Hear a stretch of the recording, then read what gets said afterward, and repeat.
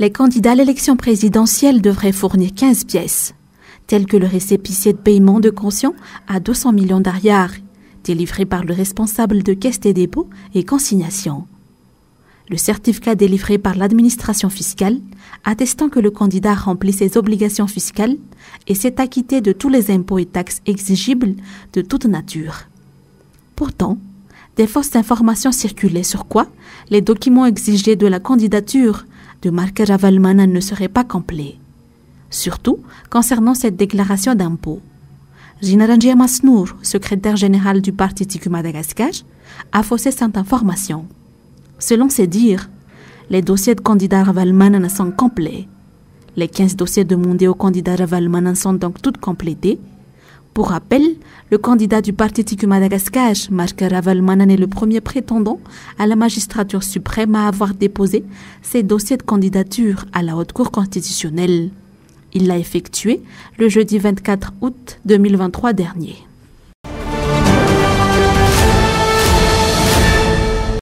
Quatre candidats aux élections présidentielles ont retiré leur candidature à la course à la magistrature suprême dans Maskoula Mali, Julia Michael Raslouf Nourouartine, James Saraswamak et Annick Ratsirak. Maskoula Mali s'est rendu le 7 septembre à la Haute Cour constitutionnelle pour retirer sa candidature à l'élection présidentielle.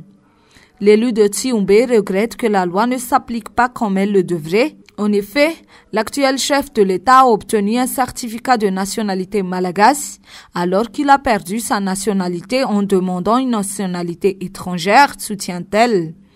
Une autre candidate, Julia Michael Rasnouf Nourtine, s'est également retirée de la course. Elle indique n'avoir pas pu compléter ses dossiers. Quant à James Saraswamak, il demande que l'article 42 du Code de nationalité soit appliqué. Il a insisté sur le fait que c'est pas par peur danger actuel qu'il a dû retirer sa candidature, mais à cause du non-respect de la loi.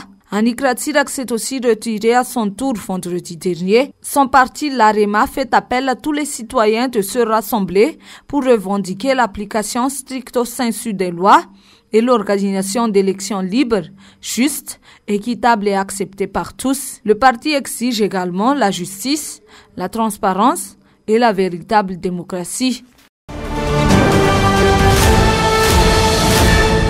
Des candidats à la présidentielle réclament l'application uniforme de la loi pour tous.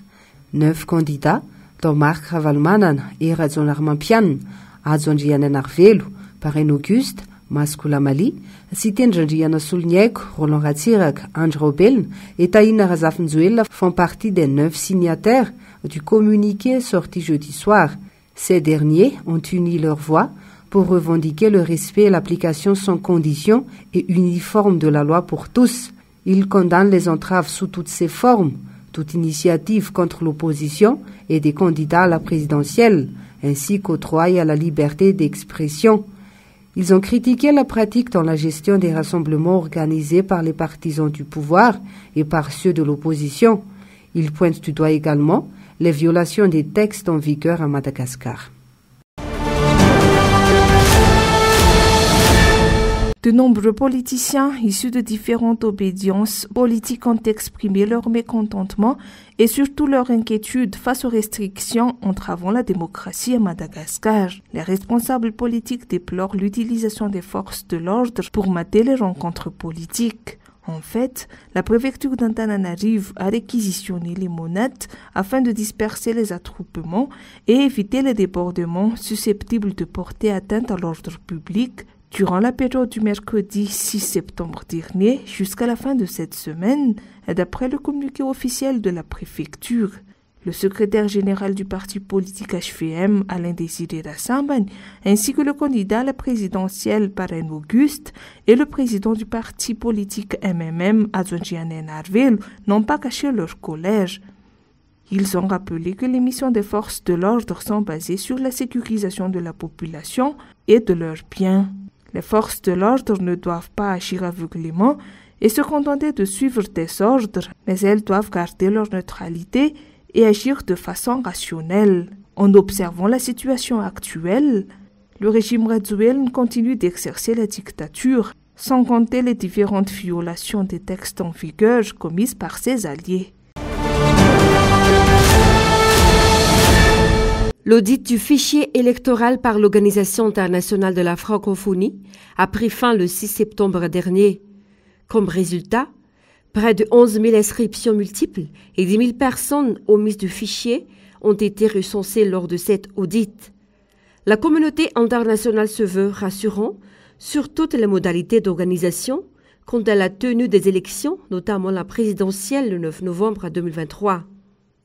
Une mission de l'Organisation internationale de la francophonie a donc rencontré les membres du bureau permanent de la Commission électorale nationale indépendante, ou CENI. Des discussions sur la situation des doublons ainsi que l'accès aux données de la liste des électeurs ont été soulevées lors de cette rencontre.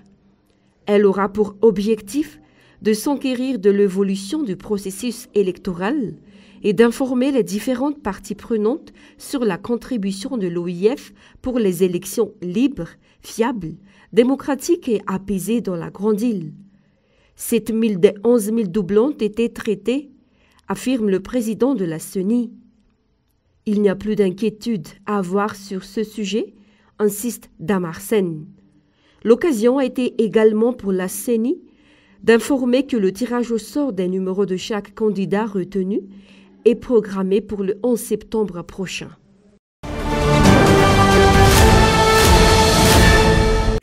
Le syndicat des enseignements-chercheurs et des chercheurs enseignants craignent que les années universitaires soient à nouveau chamboulées.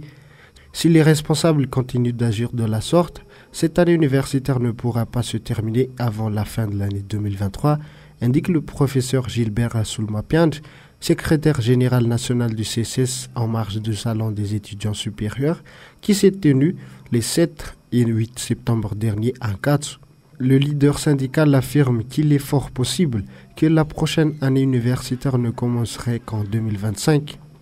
Concernant une publication récente de la ministère de l'Enseignement supérieur et de la Recherche scientifique qui a remercié la présidente de la République au nom de 79 professeurs titulaires et directeurs de recherche membres du collectif des professeurs et du syndicat des enseignements-chercheurs et chercheurs enseignants de l'enseignement supérieur au CCS, le professeur Gilbert Soulmapian a tenu à préciser qu'aucun membre du syndicat ne peut diffuser des informations ou échanger avec les médias sans un accord au préalable du bureau du CCS ou lors d'une assemblée générale. Cela implique que cette déclaration n'est pas valable si elle a été faite au nom du CCS. C'est une infraction au règlement intérieur, a-t-il souligné. Pour l'instant, les cours restent toujours suspendus à l'université d'Antananarivo.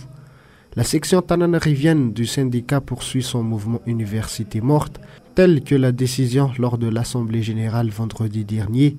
Leurs revendications, le paiement des vacations et des heures complémentaires que l'État n'a pas encore réglées.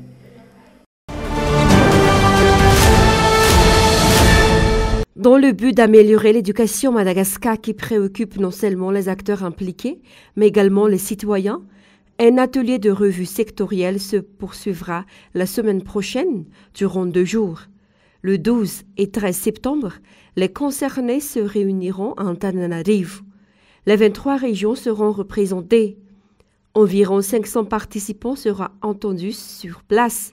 Les thématiques concernées seront focalisées sur le genre, l'inclusion et la protection de le système éducatif, l'organisation du réseau scolaire, technique et universitaire, la décentralisation de l'éducation, de la formation et de l'enseignement adapté à Madagascar, résultat du bilan du dispositif institutionnel du pilotage du secteur éducation, la loi d'orientation du système éducatif, le pacte de partenariat et la résilience du système éducatif face au choc climatique. La discussion et les échanges se focaliseront sur la loi de l'orientation générale du système éducatif à Madagascar, ou l'OSEM. Les participants sont donc incités à une résolution palpable afin d'ambitionner un ensemble de couverture du système éducatif. Du préscolaire à l'enseignement supérieur et la recherche scientifique, la vision sera pour une innovation durable de 2023. L'atelier est appuyé par l'UNICEF, l'Agence de coordination du partenariat mondial de l'éducation ainsi que le Fonds commun de l'éducation Madagascar.